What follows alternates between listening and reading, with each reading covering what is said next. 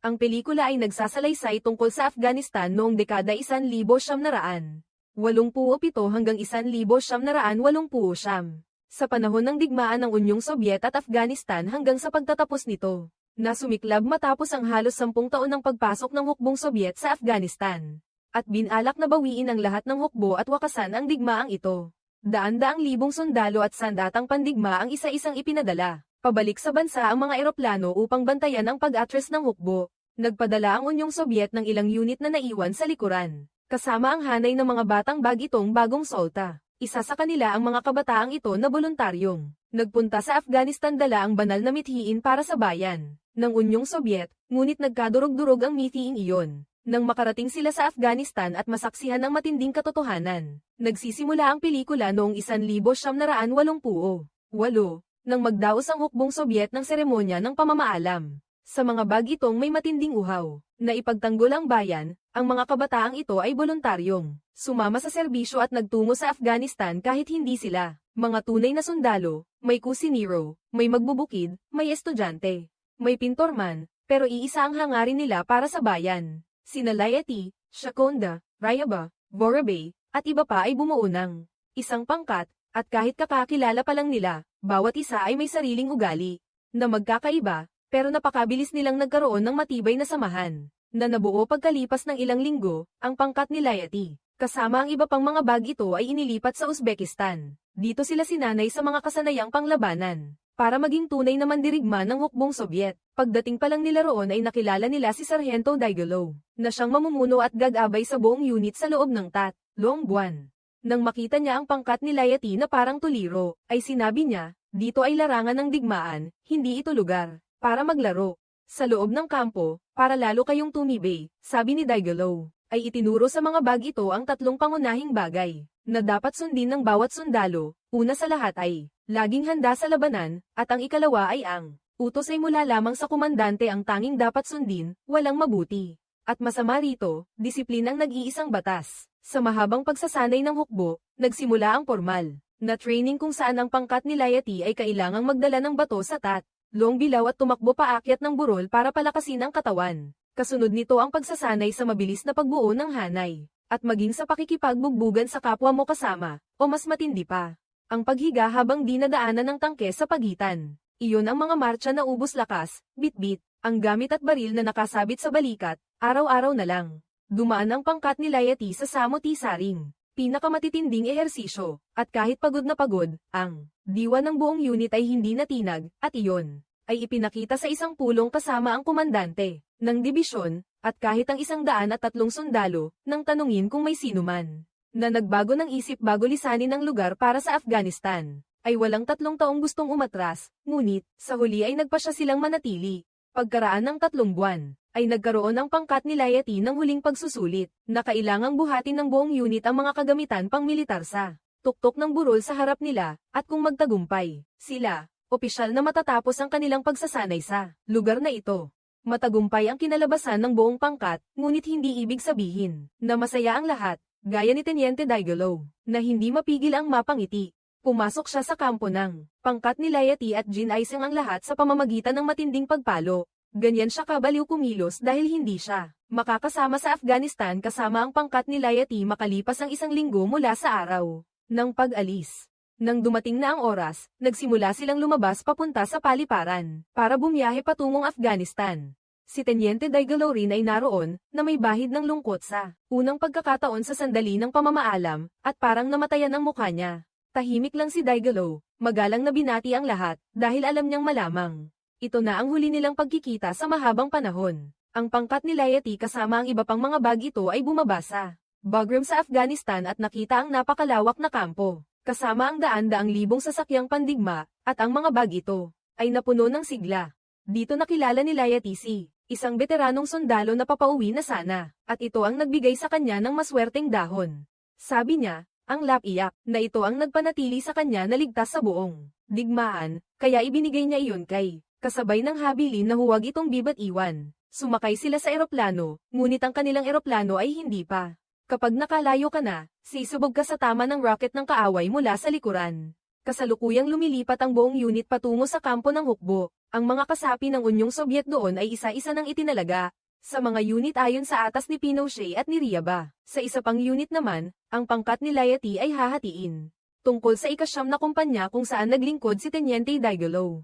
Noon, sa kanilang dating tungkulin, nakaharap nila ang kanilang dating komandante. Si Teniente Kokol, ang mga sundalong sina Afanazi at Kabasi, lahat sila ay dating mga kasamahan ni Teniente Digolo. Kinabukasan, ang ika-9 na kumpanya at iba pang mga unit ay sabay-sabay na tumanggap ng utos. Mula roon, magsisimula silang maghatid ng supply patungo sa himpilan. Kasama rito ang mga tangke, impanterya, at mga eroplanong pansuporta. Sa loob ng ilang oras, makararating ng ligtas ang kargamento. Sa wakas, nakarating sila sa unang himpilan. Nang makita ang mga supply, tuwang-tuwa ang mga tao roon. Agad nilang ibinaba ang mga bala at pagkain, dahil tila nagbubunyi ang langit. Nang gumagabi na, dumaan ang ika-9 na kumpanya at iba pang unit. Nagpalipas sila ng gabi roon bago muling bumiyahe papunta sa susunod na lugar. Kinagabihan, matapos makapagpahinga, ang ika-9 na kumpanya ay inutusan. Inilabas ng himpilan ang utos, at dito mismo ang namumuno sa himpilan. Napansin niya si Axolotl sa burol. Akala niya ay ang komandante iyon. Mula sa unit, iniisip niyang napatay na siya. Agad na pinaputukan siya ng komandante nang mapansing delikado ang sitwasyon. Mabilis silang nagtakbuhan palayo. Kinabukasan ng umaga, habang sa pagbabantay, aksidenteng natuklasan ni Vorobey ang bihag na lider. Nang makita siyang mag-isa, pinilit siyang palayain ng lalaki. Ngunit sa pagkakataong ito, hindi siya sinwerte. Napatay siya roon, kasama ng iba mula sa ika-9 na kumpanya. Nagpatuloy sila sa pagmarcha. Sa pagkakataong ito, may kaunting pagbabago sa kanilang misyon. Ang ika-9 na kumpanya ay naiwan sa isang mas mataas na lugar. Lugar 3234 na may misyong protektahan iyon sa lahat ng paraan, kahit buhay pa ang kapalit. Nagsimula ang operasyon sa pagmina ng daan. Walang nakakaalam kung nasaan ang mga mina. Maya-maya, may mga bomba o wala. Matapos matukoy ang ligtas na zona, nagbigay ng utos ang komandante ng unit sa mga sundalo na maghukay ng mga kuta at itayo ang kampo pagkalipas ng ilang oras. Nakita nilang muli si Ryaba sa kalunos-lunos na kalagayan. Dahil ang unit niya ay halos wasak na. Sa dulo, si Ryaba na lang ang natirang buhay. Ang iba ay nagbuwis ng buhay para pigilan ang paglusob. Nang gabing iyon, pinili ng matalinong komandante na ilipat ang ilang mga bantay sa paligid ng kampo. Si Stas ay nakahiga rin sa gabi na iyon, sa halip na magbantay, nakatulog siya ng mahimbing. Bunga nito, napansin ng lahat at binalaan sila kinabukasan. Pagkatapos, naghanap ang unit hanggang sa tuluyang maubos ang oras ni Shakonda. Nakilala nila ang isang lokal na lalaki at nakiusap na ipagpalit ang mga lata kahit hindi sila magkaintindihan, pero pumayag ang lalaki na iuwi si Shakonda. Pagdating nila sa nayon ng taong iyon, napansin niyang kakaiba ang lugar. Natakot siyang baka mambus siya, takot na nakahawak pa rin siya sa kanyang baril. Sa huling sandali, dinala ng isang batang lalaki ang bata. Gusto niyang matapos na iyon, kaya agad siyang tumakbo pabalik sa kampo kinabukasan. Para paghandaan ang paglusob sa isang kolum ng mga sasakyang nakabaluti ng Unyong Sobyet na papunta sa kampo ng. Sa pagkakataong ito, ang ika-9 na kumpanya ay nasa ilalim ng utos ng hukbong panghimpapawid. 24 na helicopter at mga tangke ang kasama. Upang matiyak na magtatagumpay ang misyon, wala nang panahon para magpahinga. Nilusob ng hukbo ng Unyong Sobyet ang kabilang panig. Sa isang pagsasanay sa paglusob, biglang inatake ang mga sundalong Sobyet sa malapit. Para bang naparalisa ang hanay ng mga tangke at mga sundalo. Madaling nalipol ang lahat ng sundalo, na parang wala silang kalaban-laban. Diretso silang sumugod sa kabilang panig. Sa pagragasa ng paglusob, kaya nilang ang mapatay ang komandante ng kumpanya at mapansin pa ito. Napalibutan sila. Dinala ni Teniente Kokol ang 3 tao at sinubukang sakupin ang gilid ng bundok, pero pagdating nila roon ay, mabilis silang nakatakbong nakatakas pabalik sa nayon. Nagpasya si Kokol, na ang buong hukbo ay aatras upang maghanda sa paglusob sa nayon. Maya-maya, nang pumasok ang kumpanya sa nayon, walang kahit sino roon. Tila nauna na nilang nahulaan ito. Upang masigurong ligtas, inutusan ng komandante sina Stas at Layatina mauna at magsiyasat. Pagkaraan ng ilang sandali, hinanap nila si Stas at natuklasan. Ang isang batang akala nila ay isa lamang inosenteng paslit. Nagpasya silang patawarin siya, ngunit sa kasamaang palad, ito pala ay isang malaking pagkakamali. Narinig nila ang putok ng baril. Papalapit na ang kanilang mga kasama. Inilabas si Stas mula sa nayon. Dahil sa tindi ng kanyang mga sugat, hindi na siya nakaabot pa sa labas ng nayon at tuluyang nabuwal. Kaagad pagkatapos ng insidente, naging mas malala ang kalagayan ng ika-9 na kumpanya. Nakapaghinto ang supply ng pagkain at bala. Umabot pa sa puntong kailangang magnakaw sila ng karagdagang supply ng mga kasama. Na dumaraan ang mga sasakyang pandigma ng Unyong Sobyet para may magamit silang pantapos ng gutom. Ganito kahirap ang buhay dito, pero, ang diwa ng mga kabataang iyon ay laging positibo, naniniwala sila, na hindi na malayo ang araw ng pagbalik, darating din ang kanilang pag-uwi para muling makapiling ang mahal nilang pamilya isang buwan matapos ang bagong taon, dumating sa lahat ng nasa base ang nagtipon sila para sa isang munting salo-salo, umaasang lilipas na rin ang lumang taon, at sa pagsapit ng bagong taon, matatapos nila ang misyon, at makauuwi na. Sabay-sabay na itinaas ng lahat ang baso para sa pagbati sa bagong taon at pag-alaala sa mga kasamahan, na nagbuwis ng buhay dito noong gabing iyon, sa gitna ng walang. Hanggang bagong taon, umaapaw ang saya sa buong base. Lahat ay nalulunod sa inuming pangbati, pero gayunman, hindi nila alam na ang gabing ito na mismo ang huling gabi ng ika-9 na kumpanya. Kinaumagahan, sa unang araw ng bagong taon, lumabas siyang mag-isa para huminga ng sariwang hangin, gaya ng dating kinagawian. Pumunta siya sa isang bilugan at makinis na bato para maupo, hindi namamalayang nasa panganib na pala siya. Paglitaw niya sa tabi ng punong himpilan, nakahanda na ang mga kaaway. Agad silang nagtatanggol at naglunsad ng huling sagupaan. Kahit mas lamang sila sa bilang, piniga nila nang umatras ang kalaban. Gayunman, tiyak na hindi madaling sisuko ang mga iyon. Kitang-kita sa pambobomba at paglusob na nag-utos ang punong himpilan na mabilis, nadalhin ang mga kanyan at mortar para tumugon sa lungkot na pag-atake.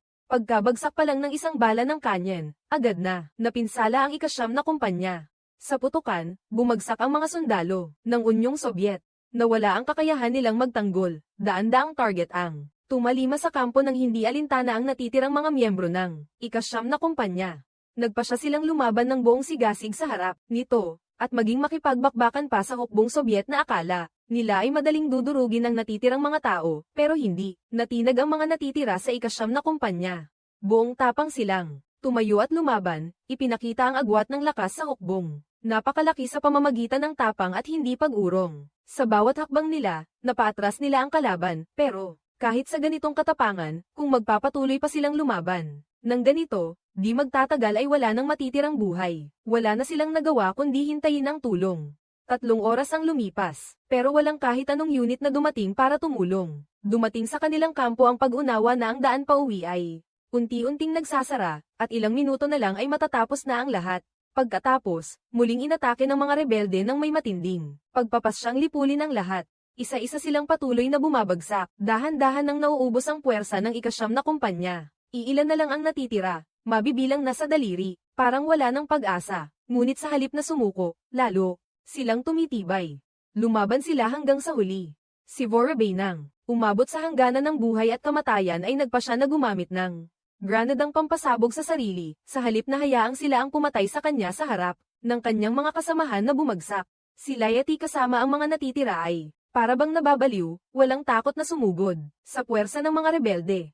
Mabilis nilang nakuha ang bentahe para mapa-atres ang kalaban at matagumpay nilang naipagtanggol ang posisyon. Pero napakalaki ng kabayaran ng ika-9 na kumpanya. Ngayon, 7 na lang ang natitira, at halos ubos na ang bala. Kahit ang punong himapailan ay wala nang maibigay. Alam ng lahat na iisa na lang ang nakakaharap nila rito. Mabilis na ipinahayag ni Layatina, bubuo siya ng wakas dito, mga kapatid, para sa inang bayan, para sa mga kasamang nagbuwis ng buhay, sabay-sabay tayong sumulong, sa mismong sandaling iyon, 224 ang biglang lumitaw.